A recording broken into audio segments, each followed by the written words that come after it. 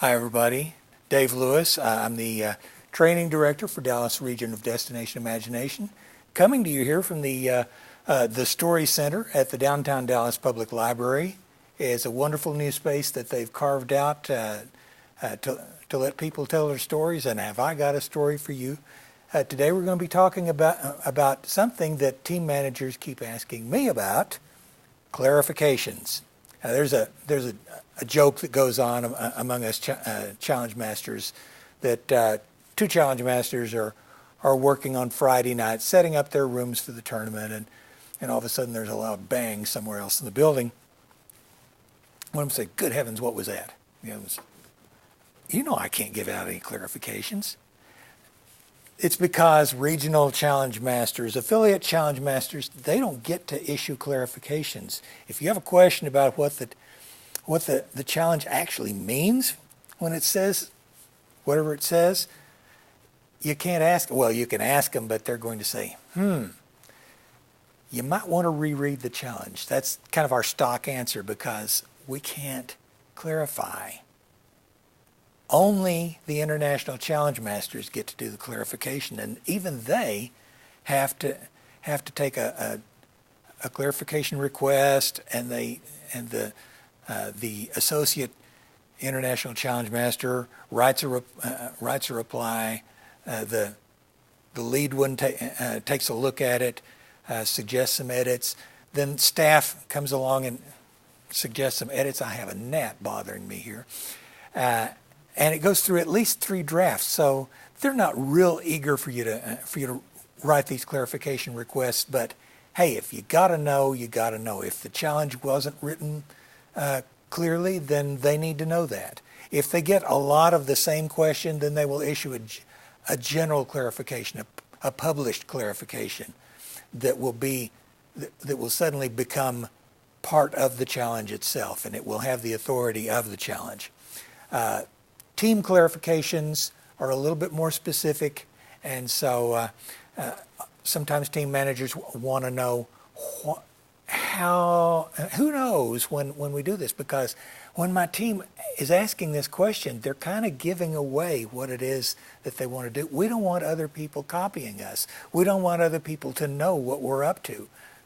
Fine, I understand that. I've been a team manager, and I've seen this sort of thing abused, so we'll get to that later, or not.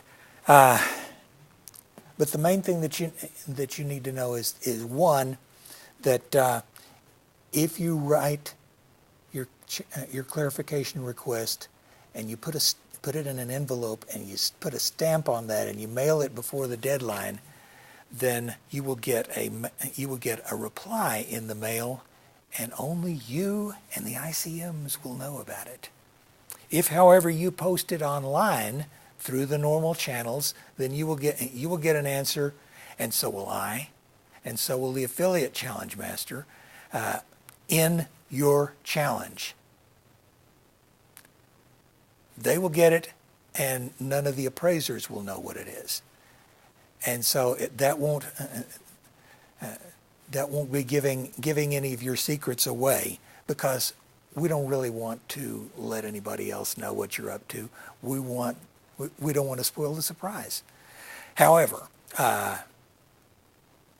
when you do have a team clarification that's available online, then, like I said, we're very careful to keep that a secret, but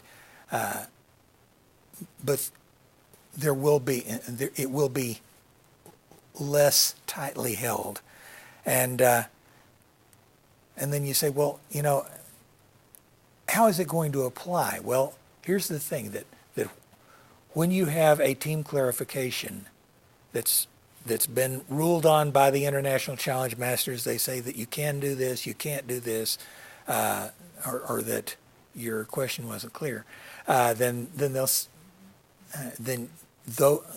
that particular ruling will apply to you and every other team that you're competing against on tournament day. If you're in one region, it may not necessarily apply in another region at their regional tournament. But if you advance then it will apply, then again, the same rules that apply to you apply to everybody else. Meanwhile, some other team may have a clarification that will apply to you. So, so you're going to be very, very careful. You're going to get a nice level playing field, and what's more, if you have something that a team earlier in the morning did the same thing that you did, and they took a deduction because the appraiser said, well, that doesn't look like it's right, but then you come in with a clarification that says, yes, you can, then they will go and take that deduction off of that team. So that's the other way that it applies. So we're very scrupulous about that.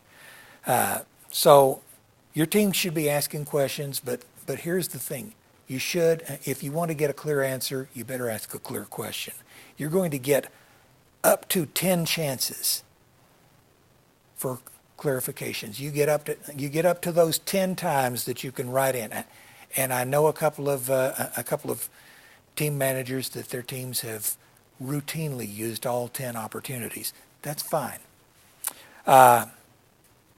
So what you'll do when the time comes to do that is you'll start with your team's identification. You'll use your team number, use the name of the challenge, because occasionally we do get clarification requests that get sent to the wrong set of international challenge masters, and they're saying, what a fascinating question, but we're not the right people. So you make sure that you get it to the right people. Second, you can express a vague context for your question, like we're considering a pirate-themed solution that's set in downtown Kansas. Okay, and then you say which portion of the challenge you want to know about. If you're going to say A3 to A second sentence in there, then you do that. You say when it says that the change must occur before the device completes the motion or task. Well, when you say the change has to occur, does that mean the change has to initiate, or the change has to be completed, or what if there's, we're asking a question of overlapping time frames, and you want to get a clear thing. You need to ask about that. You say, when it says this, does it mean, and you give them one option, or does it mean you give them another option? If it means something other than those two, they'll tell you. If it means one of those two, they'll tell you. If you don't have a clear enough question, they're not going to answer it. They're going to say, well, that's it would kind of depend, and they're one of your chances. So go to the crux of the question when you say, does the word before used here refer to the entirety of the motion or task, or will the costume change be allowed to begin during the motion? In this instance, the answer is contained in the question, but you're being careful. So thank the ICMs for their time, because they are investing a lot of it. They are volunteers. They're not getting paid for this. I wouldn't do the job for any amount of money. I might volunteer, but probably not. But it's been enormously time consuming, so thank them for their time.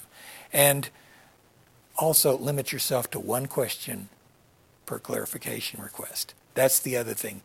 A lot of clarification requests I've seen over my 15 years as a challenge master is that they try to sneak in two questions at the same time.